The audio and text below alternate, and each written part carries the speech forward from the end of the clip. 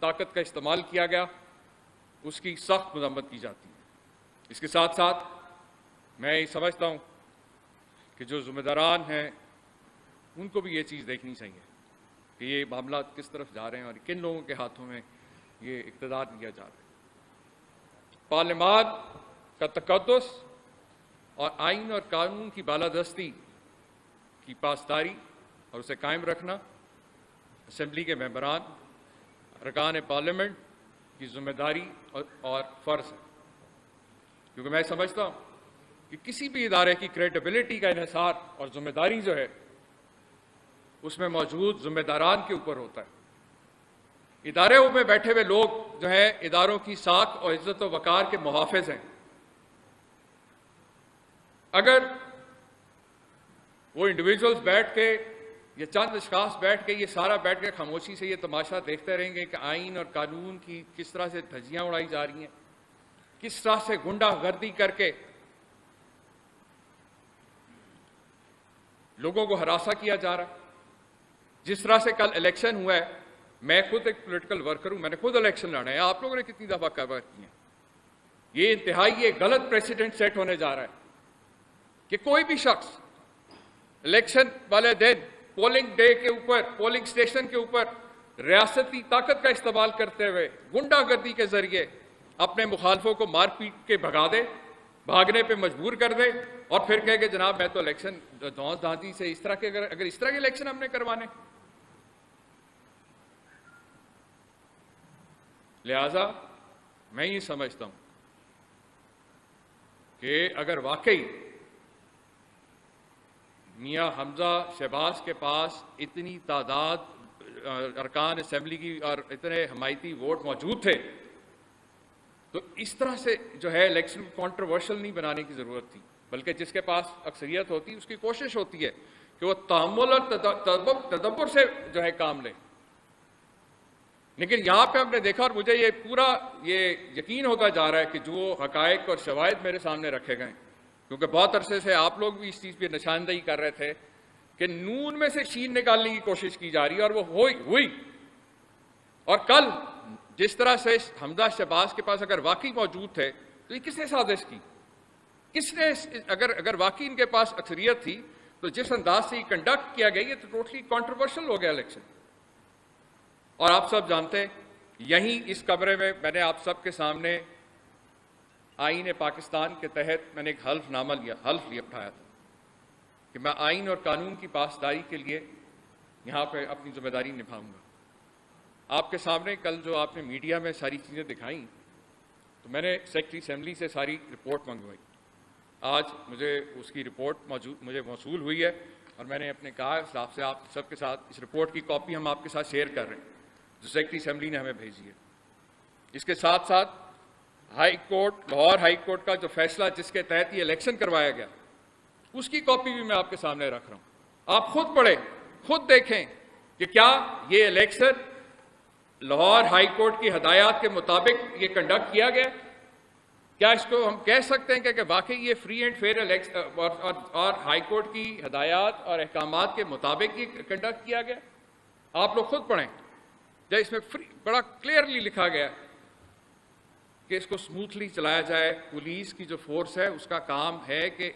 اس کو smoothly election process کو ensure کریں، لیکن جو فوٹیجز موجود ہیں اینٹی رائٹس والوں کی ٹیم پولیس کو، ڈولفن والوں کو، ایلیٹ کے کمانڈوز کو، ارکان پارلیمنٹ کے اوپر جس طریقے سے دھاوا بولا گیا اس کی مثال کہیں نہیں ملتی۔ لہٰذا مجھے کل اطلاع دی گئی میرے آفس کو، ڈپٹی اسپیکر نے کہا اطلاع دی کہ جی انہوں نے جو کہ خود ایک لوٹے ثابت ہوئے، ایک جماعت نے ان پہ اعتماد کرتے ہوئے ووٹ دیتے ہوئے ان کو ڈپٹی اسپیکر کے عہدے پہ بٹھایا، ایک تو وہ خود لوٹے ہوئے، اوپر سے اس جماعت کے ساتھ جو ان کو جس انداز سے ایک نان پارٹیسن کے طور پہ ایک پریزائڈ کرنا چاہیے تھا وہ کردار بالکل نان پارٹیسن نہیں رہا، وہ پارٹی بنے اس کے اندر ایز اے پریزائڈنگ آفسر۔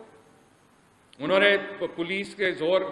بلا کے اور سفید کپڑوں میں گنڈوں کو بلا کے پارلیمنٹ کے فلور کے اوپر، ارکان پارلیمنٹ کے اوپر یہ سارا گنڈا گردی کی گئی، اور چودھری پرویز الہی صاحب جو ایک سینئر پولیٹیشین ہے اور انہوں نے ساری زندگی بڑی وفاداری کے ساتھ، اور خصوصاً میں نے پچھلے 4 سال دیکھا ہے بڑی وفاداری کے ساتھ، بڑے بلا امتیاز انہوں نے پارلیمنٹ کے جو ہاؤس کو چلایا ہے، اور ان کے اوپر جو آرام سے بے ضرر بزرگ آدمی تھے، بزرگ سینئر پولیٹیشین آرام سے بیٹھے ہوئے تھے، ان کے اوپر کس نے حملہ کیا؟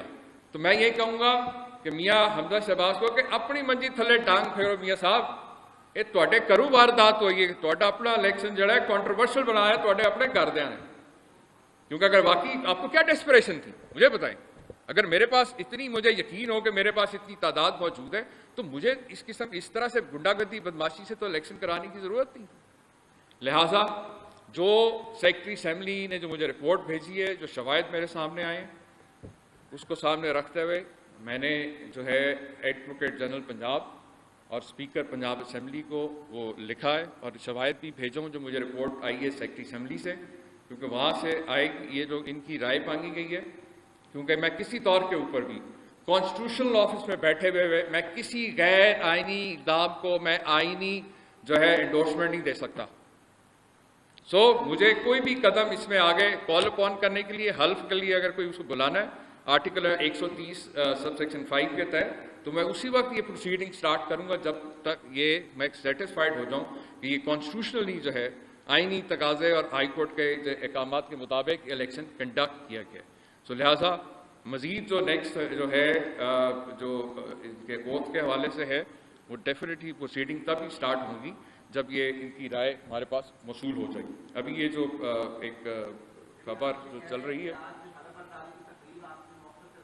یہ مؤخر ہو گئی، کیونکہ یہ مؤخر ابھی فی الحال یہ مؤخر ایک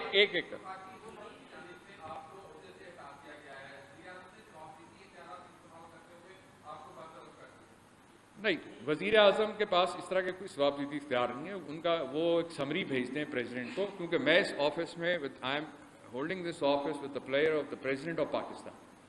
جب تک صدر پاکستان اس کو نوٹیفائی نہیں کرتے تب تک میں یہ آفس ہولڈ کر رہا ہوں، اور میں نے آپ کے سامنے رکھ دیا ہے کہ یہ کس طرح سے ایکسپوز ہوئے، اور میں بطور ایک پاکستانی جو ہے میں آپ سب سے یہ سوال کرنا چاہتا ہوں، یہ سب کے لیے لمحہ فکریہ ہونا چاہیے۔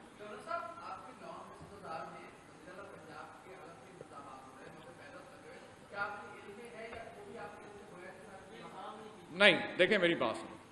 ہم نے جس طرح آپ مجھے جو لوگ جانتے ہیں 25-26 سال سے میں سیاست میں ہوں، کہ میں خاص طور پہ وفاداری جو ہے سیاست میں اس پہ بلیو کرتا ہوں۔ مجھے یہ انٹیمیشن جب رات کو آئی تو ہم نے ساتھ ہی جو ہے رپورٹ منگوا لی، دیکھیں نا ہماری کوئی پہلے سے کوئی انٹینشن تو نہیں تھی کہ ہم نے اس کو مؤخر کرنا ہے، اس لیے ہم نے